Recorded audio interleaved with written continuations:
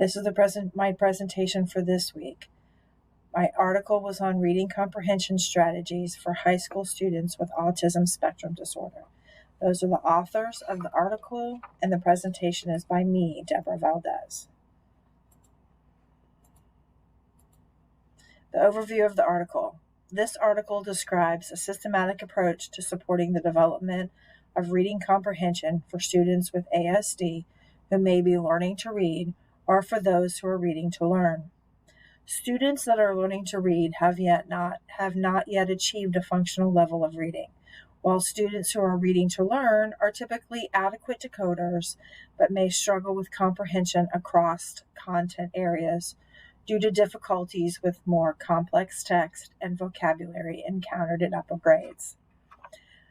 This article talked about that improvements in reading comprehension for students with ASD are achievable through systematic instruction across the process of reading, which includes active engagement before, during, and after reading. The first method they talked about was Alternative Achievement Literacy, or AAL. This method targets students that are learning to read and provides adaptations and modifications to support access to age-appropriate text and help students to develop an understanding of the material. The graphic that I used on this is an Alternative Achievement Literacy response board, and it takes the text and it gives hints as to what's happening, and it allows the students to be able to pick out and helps them with their reading comprehension of what's happening during that time. The other method that they talked about was collaborative strategy reading for high school students. This targets students that are reading to learn and combines specific instruction and cooperative learning before, during, and after reading to improve reading comprehension. And the graphic I have is the method for CSR High School. It talks about what the teacher needs to do, and then before reading, what needs to happen, during reading, what needs to happen, and after reading, what needs to happen.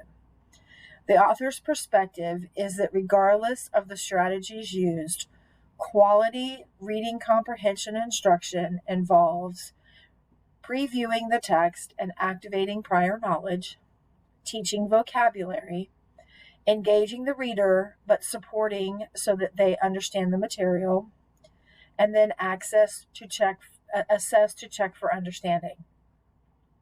Another thing that they talked about was determining which reading comprehension intervention to use. And to do that, you need to select content that is meaningful and accessible to the student. You need to identify supports needed and determine if the student is learning to read or reading to learn. My reaction. One of the things that I read and liked from the article was graphic organizers. I've given an example of the graphic organizer that the article had stated, but graphic organizers are important to help students document key ideas and develop a summary. I also think that graphic organizers are important as students organize information, particularly new information, and help them be able to process it and remember it for the future. The other thing that I found interesting was investment in reading can be fostered by allowing and supporting students to select their reading material. All too often, particularly in the English classrooms, the material that's being chosen for students to read is not very exciting to them, and therefore it discourages their ability to read. As an avid reader, it's important to find books for these students that they like so that they will encourage their reading as they become adults. And then the other thing that I thought was interesting was that teachers often struggled to provide reading comprehension instruction at the secondary level. And I think it's important that the reading instruction that we are teaching them to help students with reading comprehension, that it expands itself outside of the English classroom, and that we use those same methods in science and in history as the kids are processing information. Implications to practice.